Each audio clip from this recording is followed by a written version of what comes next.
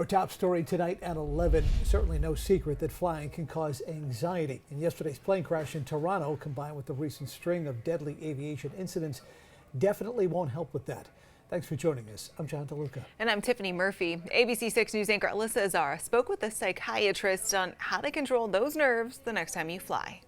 Dr. Judson Brewer, a psychiatrist and professor at Brown University, says a perceived lack of control is usually what causes anxiety over flying.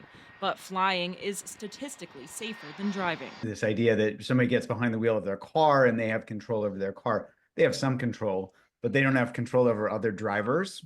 But there's this perceived sense that they're the one driving and they're not the one flying the airplane. So they're relying on somebody else to keep them safe. On January 29th, a commercial jetliner and an Army helicopter collided in Washington, D.C., killing 67 people. 2 days later, a medical transportation plane crash in Philadelphia killed 7 people. There was also a crash in Alaska on February 6th that killed 10.